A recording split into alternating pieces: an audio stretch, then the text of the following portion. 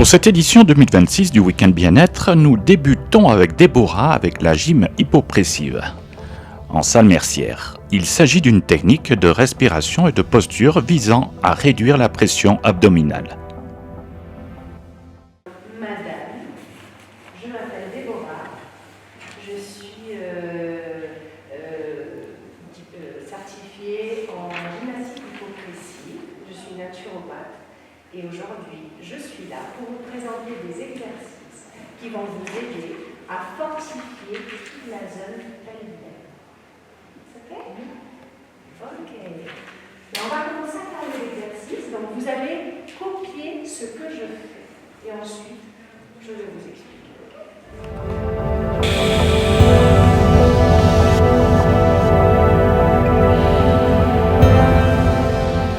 Et tout de suite, il y a la température qui augmente. Et c'est formidable car nous n'avons pas trop bougé et pourtant on a fait quand même augmenter la température de notre corps. Donc je vous explique. Ces exercices, ils ont été créés par un médecin gynécologue qui est belge. Et en fait, il a trouvé qu'au niveau du périnée, les exercices de Kegel, que vous devez connaître, les exercices de Kegel, ce sont les exercices que le kiné, le médecin ou la sage-femme vous conseille quand vous venez d'accoucher. C'est pour fortifier toute la zone pelvienne. Donc du coup, le problème de ces exercices, c'est qu'ils vont venir travailler uniquement dans des fibres qui sont des fibres qu'on peut commander avec le cerveau, comme le biceps. D'accord? Donc les muscles du biceps, la plupart, ce sont des fibres qu'on les commande avec le cerveau. Tandis que la zone pelvienne, elle a des fibres qu'elles ne peuvent pas être commandées par notre volonté.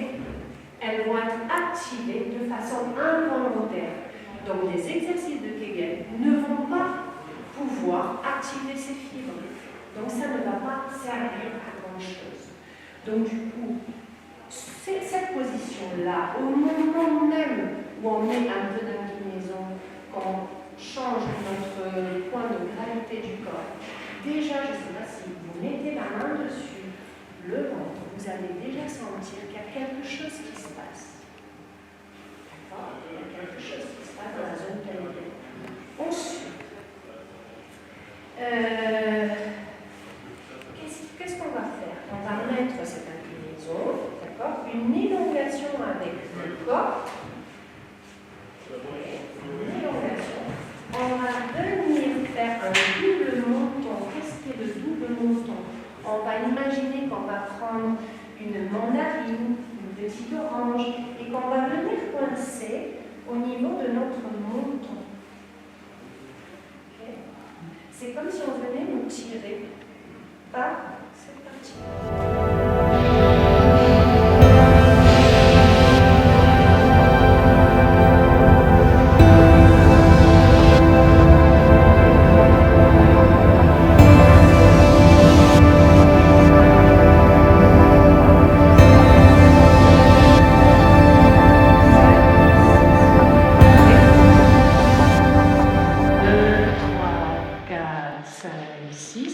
Et 1, 2, 3. Gymnastique aussi pour nos intestins. Ok?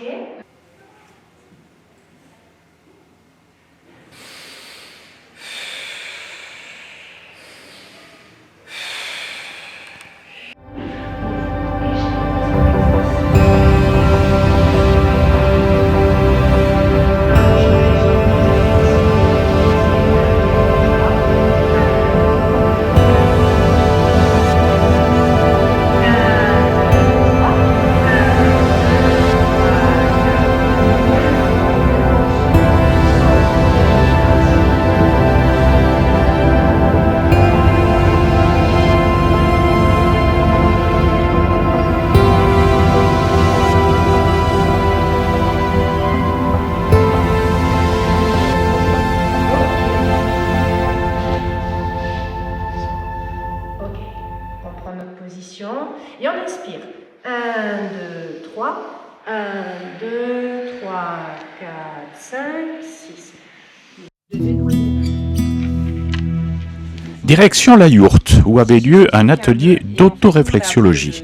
Il s'agit d'une technique d'autostimulation de points précis, ici les mains, pour soulager des tensions et favoriser le bien-être. Est-ce qu'il y a des gens qui ont des douleurs quelque part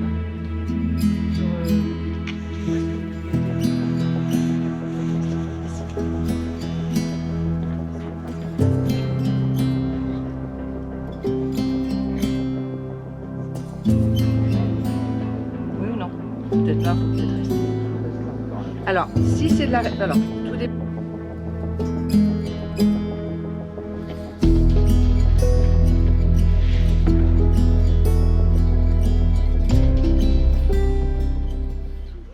Il y a des pressions, il y a des douleurs. Ah bah décidément, tout le monde a mal au dos. Moi j'ai une hernie discale. Ah bah voilà. Donc voilà, vous appuyez tout doucement.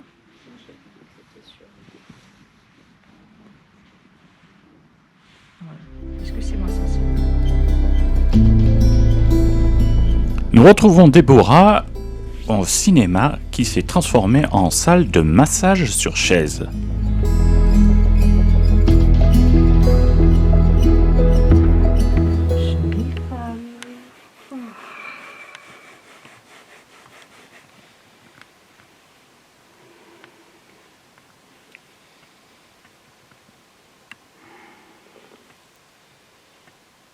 Tu peux m'expliquer à quoi ça consiste le massage sur chaise? Le massage sur chaise, c'est un massage de pure détente qu'on fait. C'est surtout pour les personnes qui n'ont jamais de temps. C'est des personnes qui ont, par exemple, des problèmes pour se déshabiller, qui sont un peu pudoreuses. Et aussi des personnes âgées, si jamais elles ont du mal avec la mobilité. Donc du coup, c'est pour ces personnes-là et pour celles qui veulent se détendre juste en 20 minutes. Prendre de l'air, respire, souffle, inspire.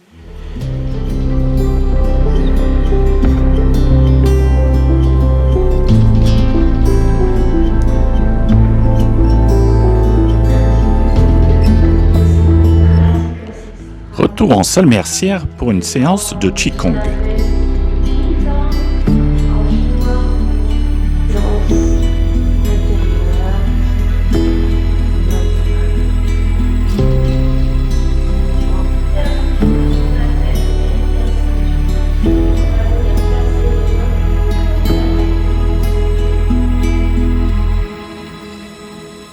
Alors, le Qigong, c'est quoi? Le Qigong, c'est une pratique ancestrale chinoise et qui est très douce. On peut dire que c'est un petit peu le yoga chinois, si on veut, mais c'est très doux. Et ça relie 3 dimensions, c'est-à-dire ça va être des mouvements lents et fluides, une respiration consciente et profonde, et la présence mentale. Voilà. C'est basé sur la médecine chinoise. Alors, la médecine chinoise, c'est le qi, cette énergie vitale qui circule dans les méridiens. Donc, on peut dire qu'il y a 12 méridiens principaux et que le but du Qigong, c'est justement de faire en sorte que ce qi, cette énergie, circule librement dans le corps, dans les méridiens. Ainsi, on n'aura pas ces soucis de tension, de fatigue et tout ce qui peut être aussi maladie. Donc c'est thérapeutique également. Voilà. C'est quelque chose qu'on peut pratiquer seul? Oui, bien sûr. Sauf qu'il faut avoir la connaissance de certains Qigong. Il en existe des milliers, il y a plusieurs sortes de Qigong. Et c'est quand même bien de commencer avec un professeur parce que c'est vrai qu'on trouve foison de vidéos, mais quand on ne sait pas ce que c'est très difficile de faire seul. Et après, une fois qu'on a acquis la connaissance d'un Qigong, on peut le pratiquer seul tous les jours. Plus on pratique, mieux on a mais c'est mon aide résultat de bien faire, parce que c'est quand même quelque chose qu'il faut faire régulièrement. Toujours ça agit également la libération des stagnations et on se sent plus léger. De part et d'autre d'un point qui s'appelle Migmen, la porte de la vie.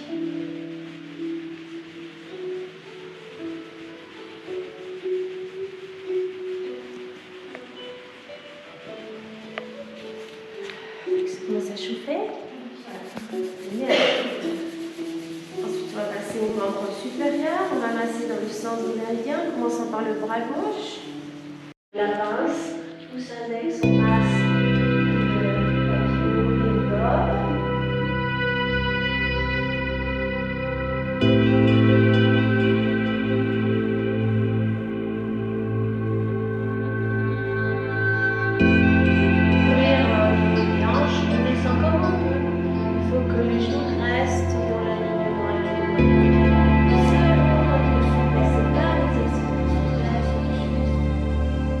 Direction l'extérieur maintenant avec le Wim Hof ou baignade en eau froide.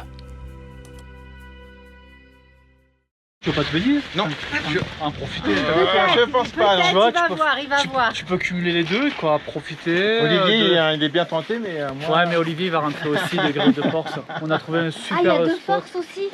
Non, mais de la force de l'amour. Ah, Ouais, c'est ça. Parce que la seule chose qu'il y a à faire, c'est qu'il n'y a rien à faire, d'accord? Ouais, Donc si on écoute le mental, on ne le fera pas. Si on commence à paramétrer le cerveau et arrêter l'esprit, tu vois, de te dépasser. Voilà, quel commercial ce Laurent. les princesses vont te montrer le chemin.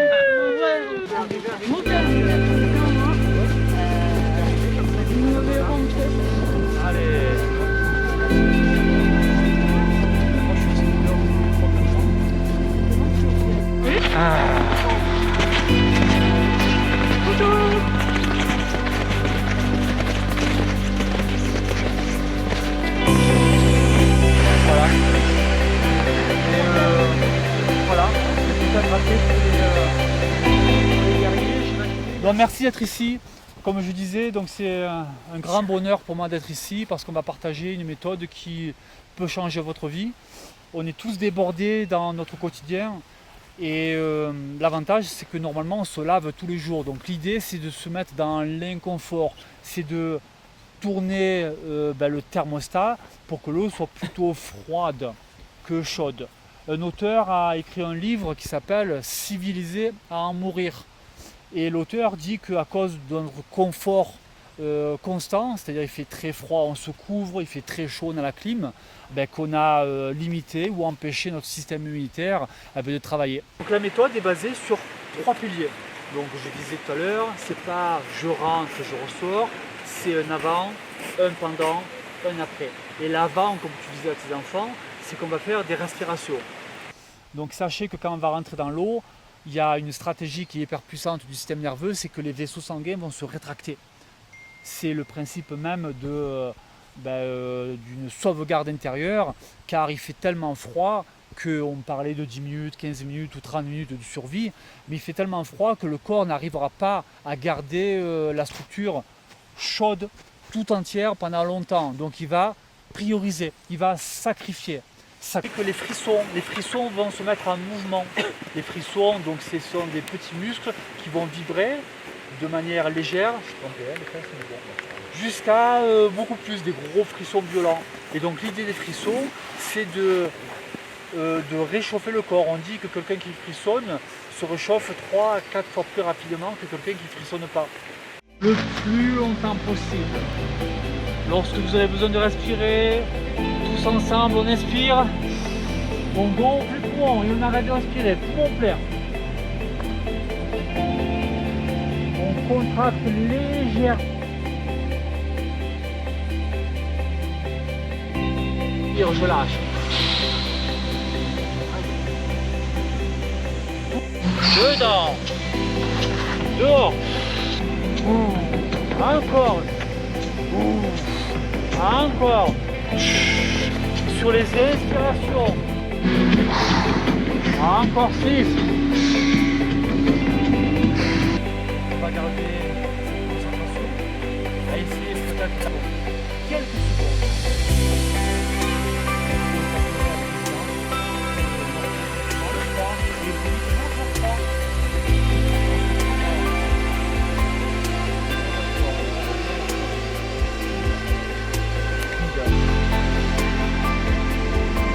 On arrête de respirer.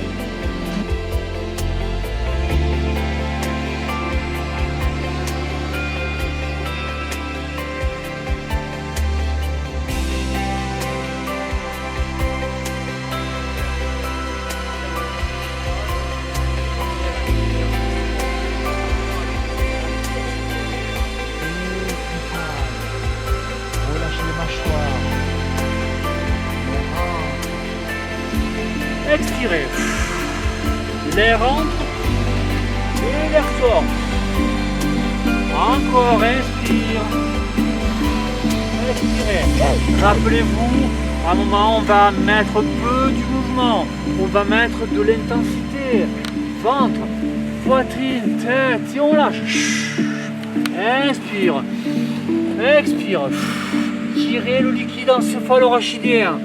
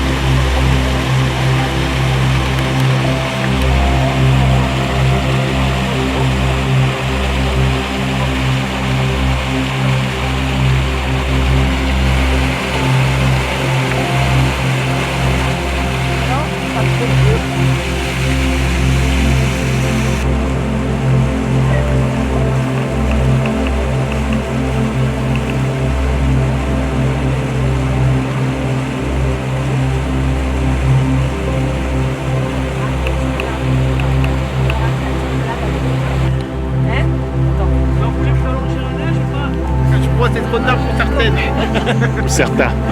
Certaines elles sont déjà habillées. Ouais.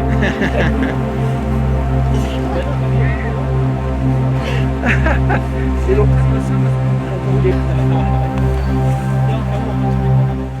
Retour dans la yourte où avait lieu un atelier de confection de tisane. Alors, on lit le romarin.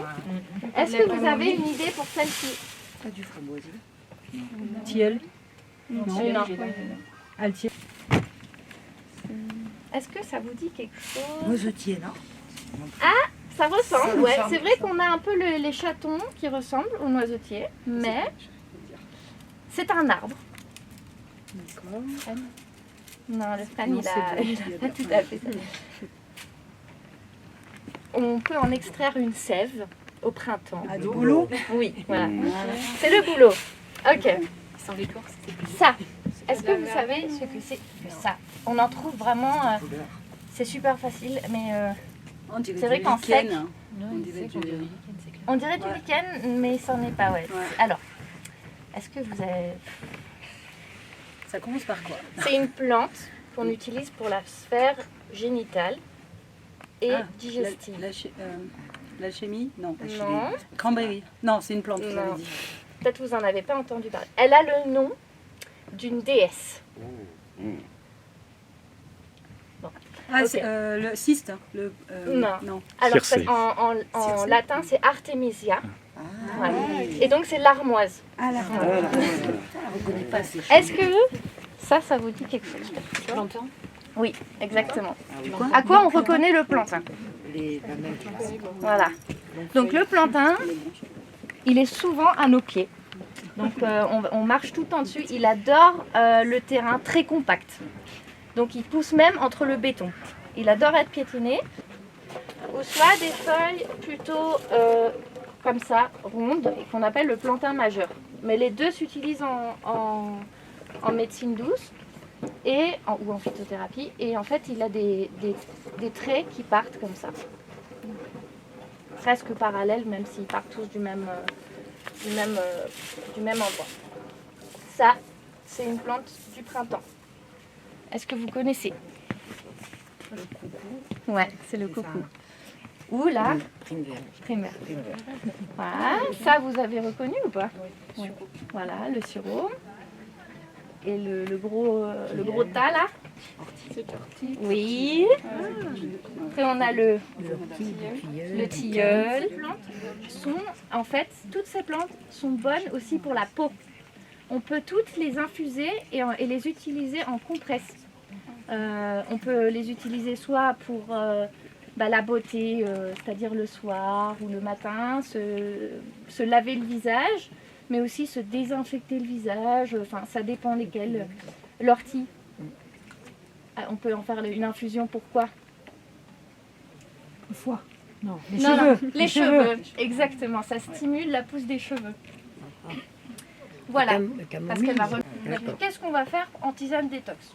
Romarin. Voilà, bouleau, romarin, ortie. Voilà. Parfait.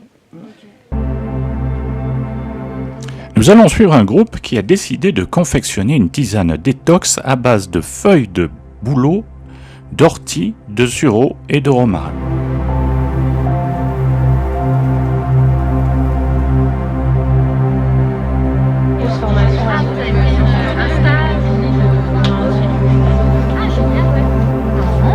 Comme c'est sec, ça se... En fait, c'est très simple, regarde.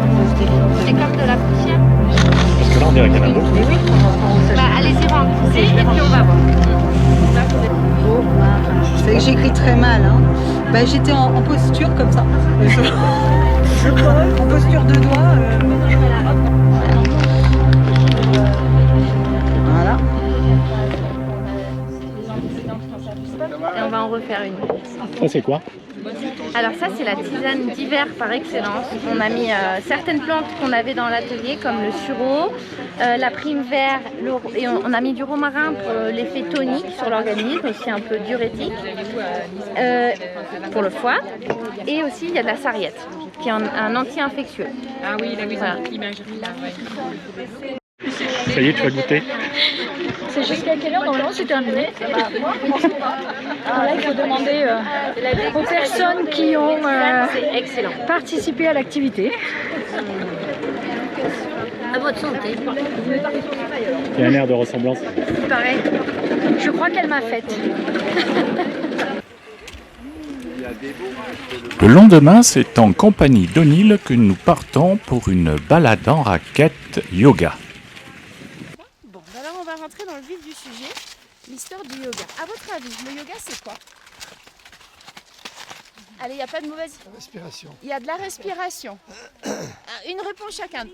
Alors l'équilibre, la respiration, la mobilité du corps, la conscience du corps, la mobilité, L'étirement.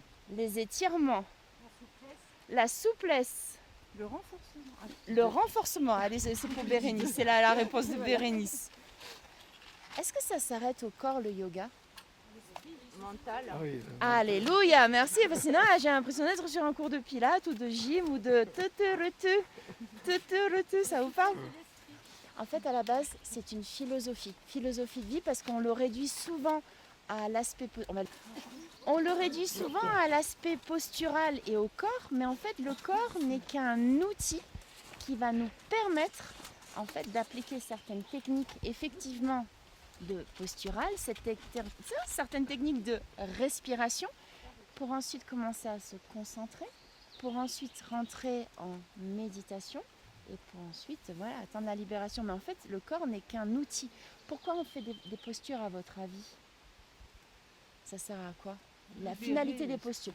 Libérer l'esprit, c'est à peu près ça, c'est exactement ça Alexandra. En fait, quand vous êtes en assise et que vous devez tenir quelque chose d'immobile, si vous commencez à avoir mal au dos ou un dos pas suffisamment musclé, ferme pour arriver à vous tenir une assise avec un dos droit, du coup votre respiration sera toute tordue, donc vous ne pourrez pas vous concentrer et à chaque fois le corps va vous rappeler à la réalité de dire je suis dans l'inconfort, je suis dans l'inconfort, je suis dans l'inconfort.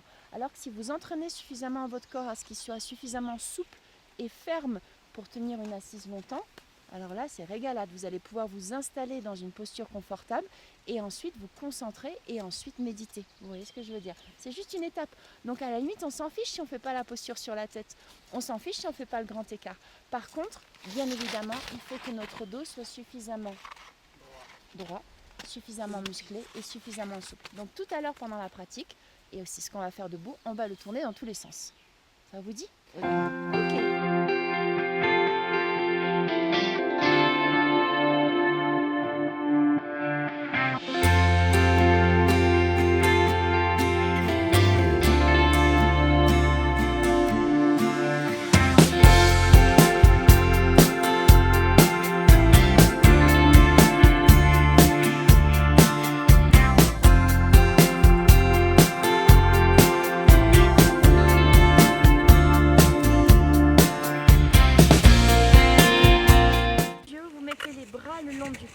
En yoga, cette première posture, on appelle ça Samastiti. C'est la posture d'observation. C'est la même que quand vous êtes allongé sur le dos, sur votre tapis, sauf que là, on la pratique debout. Fermez les yeux, inspirez, expirez profondément, déverrouillez les genoux et trouvez justement votre point d'équilibre. À chaque fois, si vous avez besoin de bouger un petit peu, promis, hein, je ne vous mets pas des mauvais points. Visualisez votre centre de gravité en allant légèrement à gauche, à droite, devant, derrière. Trouvez votre centre et installez-vous-y confortablement. Relâchez les épaules. Ne vous occupez pas de la respire. Vous mettez les mains en ouverture comme si vous receviez une offrande. Vous ramenez à vous. Vous tournez les poignets, vous dressez vers le soleil dans la mesure de ce que vous pouvez. Si c'est là, c'est ok aussi. Et vous rendez. Bas ventre, inspire, monte les bras par les côtés jusqu'au ciel. Expire, descend, bras gauche, jambe gauche, ouvre côté droit, regarde bras droit. Inspire, ramène les deux bras au centre.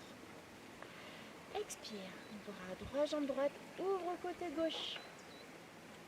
Gauche. Inspire, reviens au centre.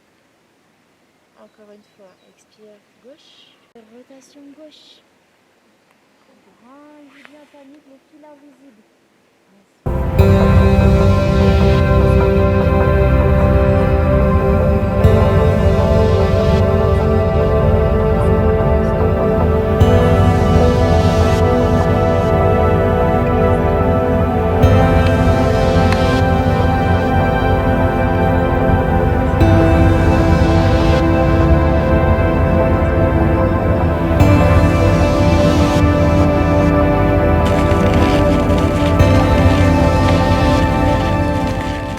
Nous terminons ce week-end pascal par un apéritif à base de produits locaux offerts par l'Office du tourisme. Bravo. Prise en flagrant délit.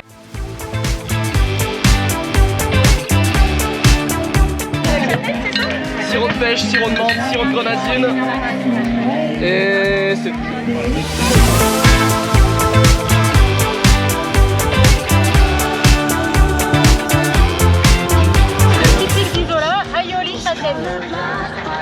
C'est une recette qui nous a été donnée par l'association du village qui fait vivre la châtaigne. bon, c'est bon. Et après, fromage et charcuterie de la vacherie, vous connaissez.